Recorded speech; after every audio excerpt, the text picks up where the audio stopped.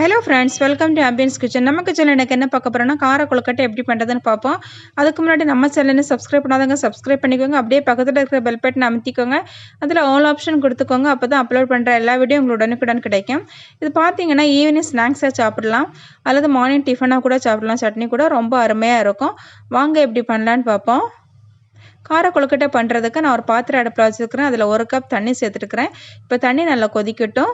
தண்ணி ஒரு பக்கம் கொதிக்கட்டும். இப்போ ஒரு வாணலி அடுப்பில் வச்சுருக்கிறேன். வாணலி நல்லா காஞ்சிச்சு. இதில் 1 டேபிள் ஸ்பூன் எண்ணெய் விட்டுக்கலாம். நான் தேங்காய் எண்ணெய் தான் விட்டுக்கிறேன். நீங்கள் எந்த குக்கிங் ஆயில் யூஸ் பண்ணுவீங்களோ அதை யூஸ் பண்ணிக்கலாம். இப்போ எண்ணெய் நல்லா காஞ்சிச்சு. இதில் 1/2 டீஸ்பூன் கடுகு சேர்த்துக்கலாம். 1 டீஸ்பூன் உளுத்தம் பருப்பு, 1 டீஸ்பூன் கடலைப்பருப்பு, அப்புறம் 2 காஞ்ச மிளகாய் இந்த மாதிரி கிள்ளி சேர்த்துக்கலாம். லைட்டாக வதக்கிக்கலாம். இப்போ இது கூடவே ஒரு கொத்து கருவேப்பிலை சேர்த்துக்கலாம். அப்புறம் ஒரு பச்சை மிளகாய் குட்டி குட்டியாக நறுக்குனது சேர்த்துக்கலாம். ஒரு பிஞ்ச் ஆஃப் பெருங்காயத்தூள் சேர்த்துக்கலாம். சேர்த்து நல்லா வதக்கிக்கலாம். இது கூடவே 2 டேபிள் ஸ்பூன் வெங்காயம் சேர்த்துக்கலாம். குட்டி குட்டியாக நறுக்குனது சேர்த்து ஒரு 2 நிமிஷம் நல்லா வதக்கிக்கலாம். வெங்காயம் நல்லா வதங்கட்டும். இப்போ வெங்காயம் வதங்கிச்சு. இதில் தேங்காய் சில்லு ஒரு 2 டேபிள் ஸ்பூன் சேர்த்துக்கலாம். நீங்கள் துருவின தேங்காய் கூட சேர்த்துக்கலாம். இப்போ 2 நிமிஷம் ஆயிட்டு இதை மாற்றி வச்சுக்கலாம். இப்போ ஒரு பாத்திரம் எடுத்துருக்கிறேன். இதில் இடியப்ப மாவு 1 கப் சேர்த்துக்கிறேன். நல்லா பதப்படுத்தப்பட்ட பச்சரிசி மாவு. இதில் 3/4 டேபிள் ஸ்பூன் உப்பு சேர்த்துக்கிறேன். சேர்த்து நல்லா கலந்துக்கலாம். இப்போ நம்ம தாளித்து வச்ச பொருட்களை எல்லாம் இதில் சேர்த்துக்கலாம். சேர்த்து இதை கலந்துக்கலாம்.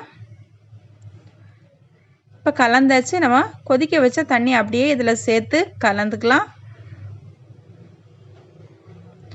ஓகே, எல்லா தண்ணியும் சேர்த்தாச்சு. பார்த்தீங்கன்னா 1 கப் மாவுக்கு 1 கப் தண்ணி கரெக்டாக இருக்கும்.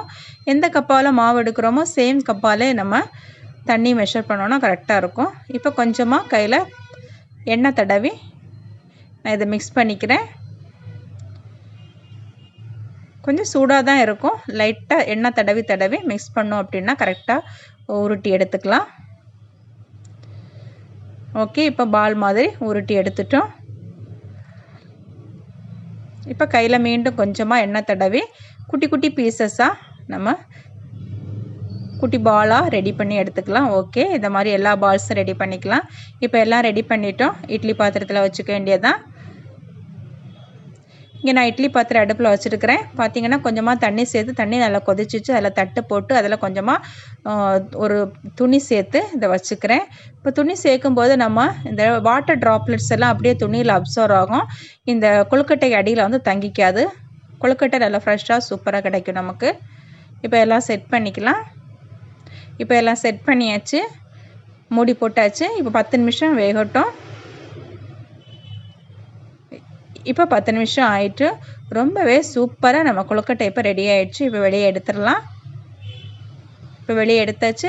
ஓகே ஃப்ரெண்ட்ஸ், நம்ம கொழுக்கட்டை இப்போ ரொம்ப சூப்பராக ரெடி ஆயிருக்கு.